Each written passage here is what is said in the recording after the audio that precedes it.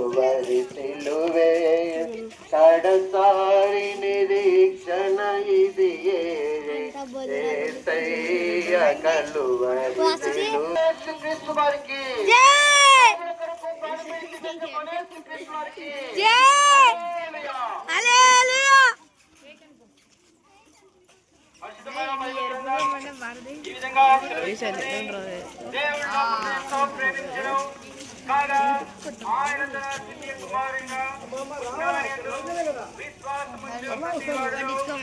సెలవిస్తుంది. ఏదైనా పాపం వలన వచ్చే జీతం మరణము, అయితే దేవుని కృపావరము మన ప్రభువైన క్రీస్తు యేసునందు నిత్య జీవము. పరిశుద్ధమైన బైబిల్ గ్రంథం ఈ విధంగా సెలవిస్తుంది. మరి ఎవరి వలన రక్షణ కలగదు, ఈ నామంలో మనం రక్షణ పొందవలను గాని ఆకాశం క్రింద మనుషులలో వేయబడిన మరి ఏ నామమున రక్షణ పొందలేమనేను.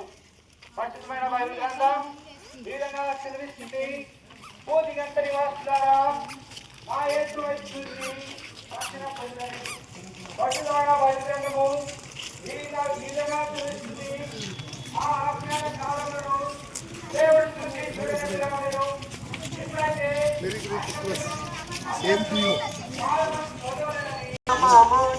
పాపికి రక్షణ సర్వజగమునందు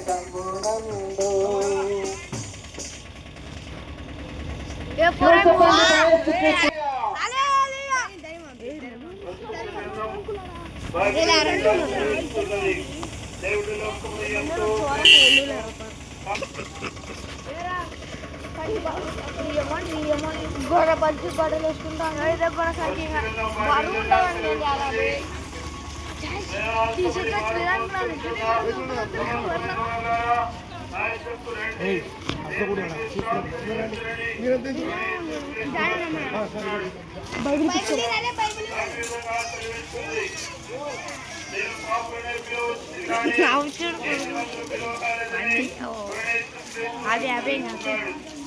ప్రయాసపడి భారం మోసుకుని వచ్చిన సమస్త జనులారా నా ఎద్దకు రండి, నేను మీకు విశ్రాంతినిచ్చేదని యేసుక్రీస్తు వారు ఆహ్వానిస్తున్నారు.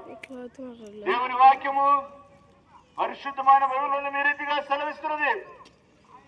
పాపులను రక్షించుటకు క్రీస్తు యేసు లోకములకు వచ్చిన వాక్యము నమ్మదైనది, పూర్ణాంగీకారములకు యోగ్యమైనది.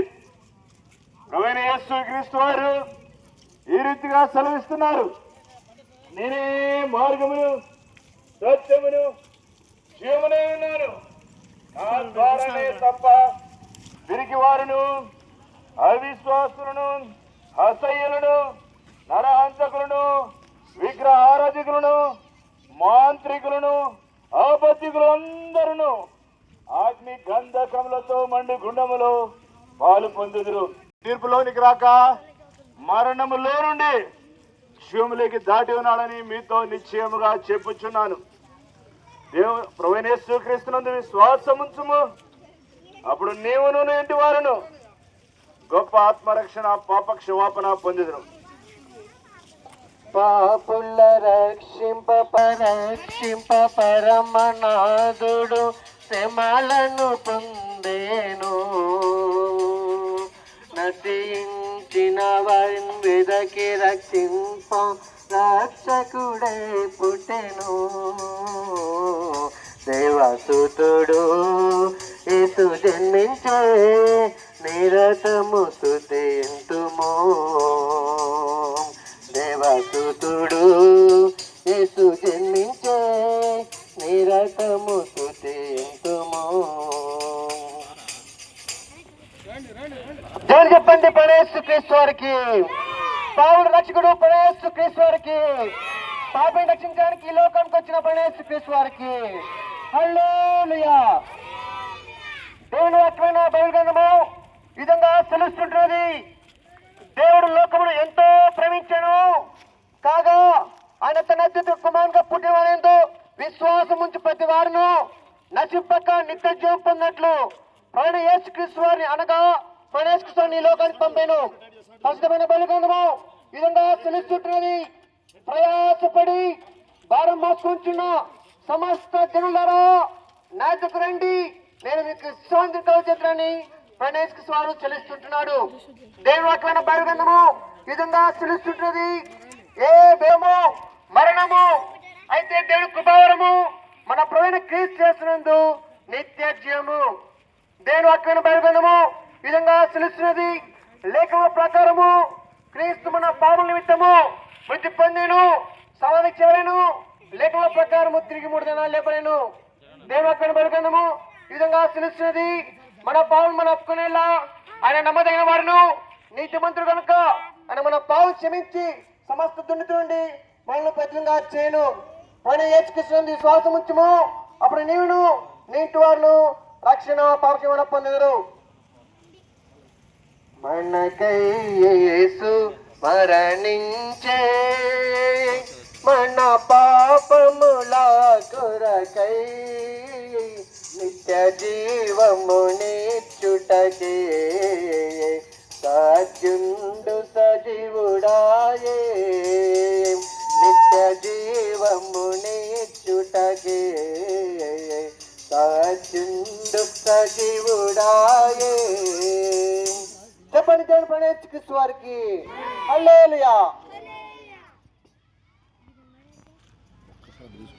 ఏమైనా కర్నూలు గ్రామ ప్రజలారా, యేసు క్రీస్తు నామమున మీ అందరికీ అయ్యమ్మా. దేవుడు లోకాన్ని ఎంతో ప్రేమిస్తూ వచ్చాడంట. ఏ లోకం అంటే భూలోకం. భూలోకంలో ఎవరున్నారంటే మానవులు ఉన్నారు. మానవులు ఏమైపోయి ఉన్నారంటే చెడిపోయినారు. భూలోకంలో మానవులందరూ చెడిపోయినారు. పరిశుద్ధ గ్రంథం బైబిల్ సెలవిస్తూ ఉంది, నీతిమంతుడు లేడు, ఒకడు లేడు, దేవుని వెతుకువాడు లేడు, అందరూ బైబిల్ సెలవిస్తూ ఉంది. అమ్మా అయ్యా అమ్మ, మానవుడు చనిపోయిన తర్వాత 2 మార్గాలు. ఒకటి పాతాళము, రెండోది పరలోకము. ఈ 2 మార్గాల్లో వెళ్ళవలసి ఉంటుంది. పరలోకం అంటే నిత్యము సంతోషము, ఆనందము, దేవునితో సదాకాలం ఉంటాం. మరి పాపములో ఉండి చనిపోతే నిత్య నాశనము, నరకము, అగ్నిగుండంలో బాధ వేదన అనుభవిస్తాం. అటువంటి స్థితి నుంచి తప్పించడానికే ఆయన ఈ లోక